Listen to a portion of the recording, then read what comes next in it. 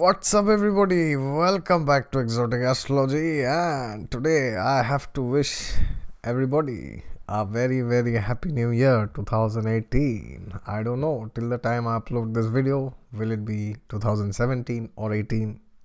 Nonetheless, my best wishes to everybody.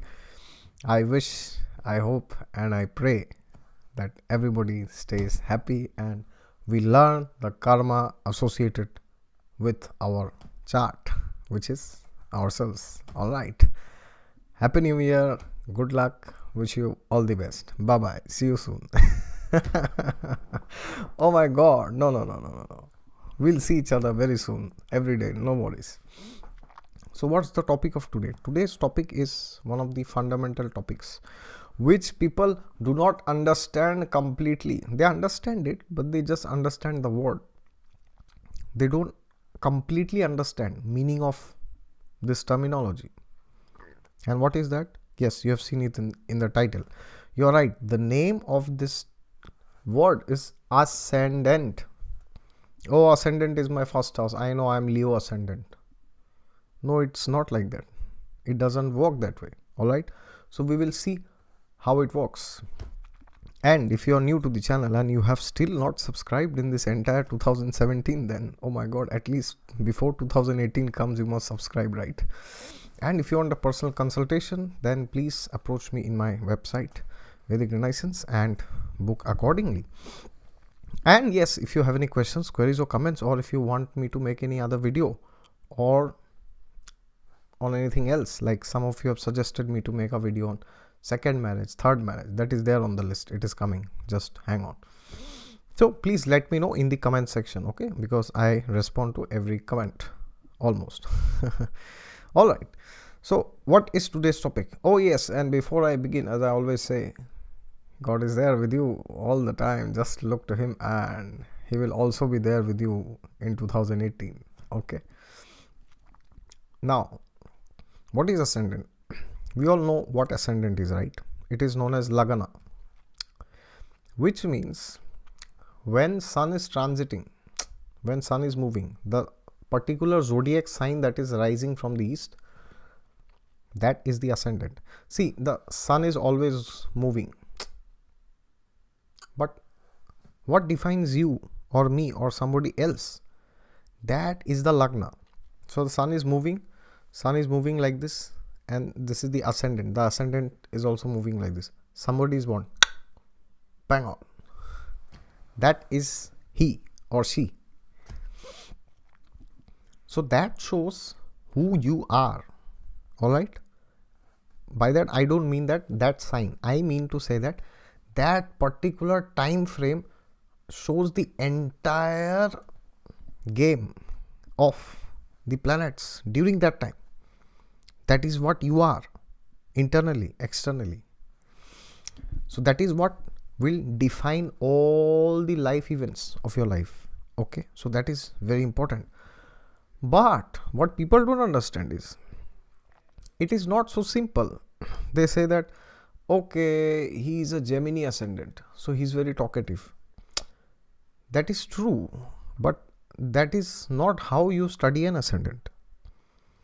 How you should study an ascendant is, there are different factors that we have to consider. First of all, we have to consider, of course, the sign which is rising. Yes, so for example, if you are a Sagittarius rising, that means the sign number 9 will be in your first house. That means the traits related to Sagittarius, I'm not talking of Jupiter here. I mean, of course, Jupiter and Sag is the same thing, but I'm not talking of Pisces or Jupiter here, because Jupiter rules Sag and Pisces both. But when I'm saying you are a Sagittarius rising, it means the traits of Sagittarius will be the ones which you have to carry it in your head, because Lagna is the head, it's the first house. Similarly, if you are a Virgo ascendant, then the traits of Virgo will be the most important for you in this lifetime. Is it understood? That means your life, even if there is no planet sitting in the ascendant, let's consider that the first house is empty. Even then, you will realize eventually. Suppose you are a Virgo ascendant, you will eventually realize in life, especially after the planets mature 30, 32, 36 roughly, after 36, that you will always need to behave like a Virgo in almost every situation. Almost every situation doesn't mean that every situation, okay, today I am going to this place, then also I have to behave like a Virgo. Tomorrow I am going there, then also. No, it's not like that. But you will realize that the more you behave like a Virgo, to that degree your life and your energy will be in tune with each other. And to the degree you behave away from it, which is Pisces, to that degree you will be in trouble. Trouble means, what is Pisces? Pisces says, don't just worry too much, just leave everything. Whatever has to happen will happen. If you behave like that, then you will be in serious trouble. Okay, so that is what it means first. Then you have to see the planet which is ruling the ascendant. So if you are a Virgo ascendant, then Mercury is the ruler. Some also give Rahu as the co-rulership, as the co-ruler of Virgo. But here I am talking of simple astrology. I am saying, for the time being, take Mercury. That means the traits of Mercury has to be used irrespective of whichever house you are talking about. Either it is the first house, second house, third house, fourth house, it doesn't matter. You will always have to use your thinking, reasoning, logical power, because that's what Mercury is. You have to look to the details, because that is the sign of Virgo. Otherwise, you will be in trouble in life. At least if you are behaving like the sign in the 7th house, which is directly opposite of that sign for Virgo, which is Pisces, then you will be in serious trouble, because that kills the Lagna. Yes, 7th house is the house of enemies. It's the house where the sun sets, which means you are dying. So there, if you behave like the sign which is in your 7th house, then you will feel as if you are dying, because the sun is setting there. Do you understand? Now, that is not all. The other thing you have to understand is the planet which is ruling, where that is sitting. You have to see how that planet is placed. So let me give you an example. Suppose you are a Libra ascendant. Then Venus becomes the ruler of Libra, right? So now suppose Venus is placed in the 10th house. Okay. In the sign of Cancer. Because for Libra, Cancer is in the 10th house. What do you mean by this? It means that your life will always demand you to work and prove yourself. 10th house is the place where the sun is at the highest peak, at the strongest position, which means the sun is most visible. It's the afternoon time. That means to the degree you behave like that, to that degree you will find fulfillment in life. And to the degree you behave away from that, which is what? 4th house, to that degree you will suffer. Yes. Now another thing has to be seen. What is the sign here? Sign is Cancer. Yes, because Venus is in the 10th house for Libra ascendant. Example, it is in the sign of Cancer. That means you have to find emotional fulfillment, contentment in the workplace. So for these people, it's highly recommended that you choose some profession which you like to do. Otherwise, trust me, you will leave it. And to that degree which you are choosing that, to that degree you will be happy. Otherwise, you may feel that, oh, life is simply a burden, because ascendant lord shows the life. Apart from that, the next thing that you have to see is which zodiac signs are falling in the houses. Should I repeat? For Libra, for example, Scorpio is the 8th house. Sagittarius is the 9th house. Aries becomes the 7th house. That means whichever sign is there in whichever house, to open that house, you have to use the traits of that zodiac sign. For example, if a Libra ascendant has any planet in Cancer, or irrespective of having or not having any planet, suppose that 10th house Cancer is empty for Libra ascendant, even then they should only choose careers which is related to the moon. By career I don't mean work, but that is more of 6th house, but 10th house is the primary karma which you are involved in. For most of the people, that's career, that's work, that's job, for most of the people. So they must choose professions which are related to the moon. Now what is moon? Moon is water, emotions. They can be very good as psychiatrists or psychologists, or they can be very good as social workers. They can be very good as politicians. Why? Because moon is also the public. Yes, or they can be good at anything which deals with their mind. So suppose for this person, the moon is sitting in the 8th house in the sign of Taurus. So these people will do excellent in matters of career if they go to hidden sources, because the 10th lord is in the 8th house. So this is how you study, you understand? You don't have to only see the sign, you have to also see where the lords are placed. By that you will get a clue of what the person can be doing pertaining to that house. Alright. And then you also have to see where is the Lagna lord getting exalted and where is it getting debilitated. That is very important for every ascendant. That will tell you which places you will be very good at, or rather, if you twist it, which places you should go and which places you should avoid. Take the example of Libra ascendant. Where does Venus gets exalted? Venus gets exalted in the sign of Pisces. For Libra, Pisces is the 6th house. Yes. That means Libra people, whenever it comes to the 6th house, those are the things they should be looking to do. What is 6th house? 6th house is the house of celibacy. 6th house is the house of disputes. 6th house is the house of quarrel. 6th house is the house of daily work, daily routine. So when they keep doing that, then the Lagna feels very balanced. And I'm not talking of that Libra trait of being balanced. I'm not talking of that. It's true for any zodiac sign. And on the other hand, 12th house is the sign of Virgo, where Venus gets debilitated. So those are the areas where the Libra ascendants have to be careful in matters of the 12th house. Now take example of Leo. Leo is ruled by which planet? The Sun. Now Sun gets exalted in Aries. For Leo, Aries will fall in the 9th house. Yes.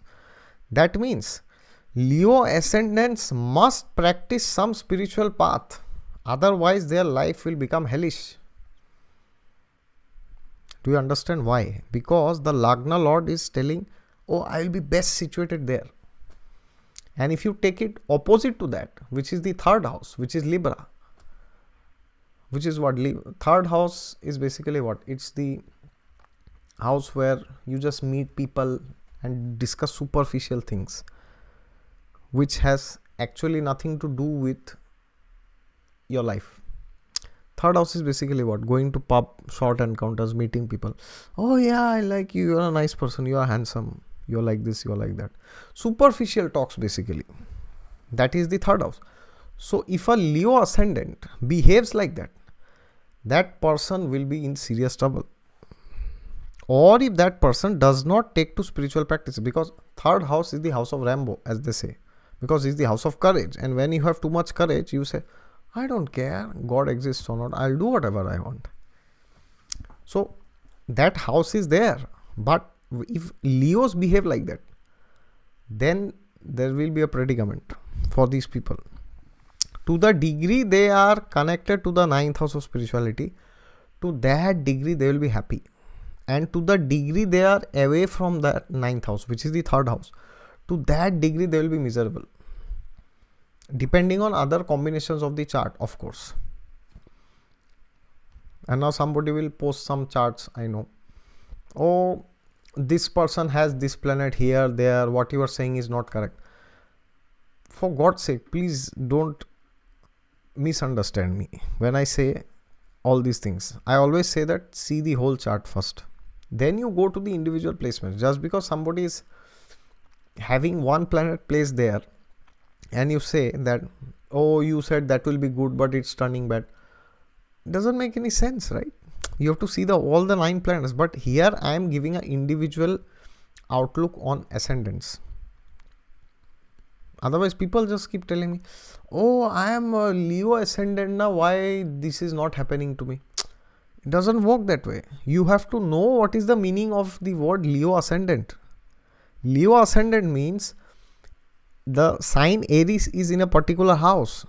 Yes, Sagittarius is falling in a particular house, and they have to impart spiritual knowledge to their children also, because 5th house is the house of children and Sagittarius represents spiritual knowledge. So if the Leos do not impart spiritual knowledge to their children, then their life will be in trouble. Trouble doesn't mean they will not have children. When I say trouble, people will interpret it in some different way. I didn't mean that. Or I also don't mean that they will have problems with their children. But what I am saying is, if they do that with their children, then their lives will be much more happier, much more fulfilled. And take any other example. Which ascendant should I take? Okay, let's take the example of Cancer ascendants. Cancer ascendant. So now we will say, okay, Cancer is this, Cancer is that. That's fine. Now you go to the 2nd house of Cancer. 2nd house is which sign? It is the sign of Leo. So whenever Cancer ascendants take any resolution through their mouth, they must stick to it, because Leo is a fixed sign and it's the sign of royalty, the king, who is not challenged by anybody. So if you frequently keep changing your beliefs, your thought systems, your value systems, you'll be the most miserable person, Cancer ascendant. Otherwise, you'll be very happy. If you stay fixed on your ideals, 2nd house is the house of ideals. Yes, I got married to this person, I will stick to him or her, irrespective of things. I'm just giving an example. That doesn't mean that if the other person is beating you, you should still stay with that person. I'm not saying that, okay? So this is how you study the ascendant. Alright. So when people tell that, oh, I am Virgo ascendant, nah, that is happening here, this is happening there. I'm like, just because you are a Virgo in the 1st house doesn't mean your 10th house is also Virgo, right? 10th house has a different zodiac sign altogether. So the 10th house will not function like that. But why I am saying Lagna is very important, because that is the whole house. Lagna is the summation of all the 12 houses. I mean the other 11 houses. So irrespective of any zodiac sign placed in any house for any ascendant, the traits of the sign in the 1st house, the Lagna, becomes very important. Okay. So that is how you study. See where the Lagnesh gets exalted. See where the Lagnesh gets debilitated. Yes, of course, I'll be starting this series on ascendants individually. How every ascendant behaves, what they are good at, what they are not very good at. Yes. Okay. That is it from my side. This is what I wanted to say regarding understanding the 12 ascendants. How to study an ascendant. Okay. That's what I would name this video as, maybe. Let's see what I name it till the end. Okay. That is it from my side. If you are new to the channel and you have not yet subscribed, then please subscribe to it somewhere here, there. And if you want a personal consultation, then please approach me in my website. And if you have any questions, queries or comments regarding this video, oh my god, the lamp is burning, I have to go. Then please let me know in the comments. All right. That's all. Happy New Year 2018. Bye bye. See you.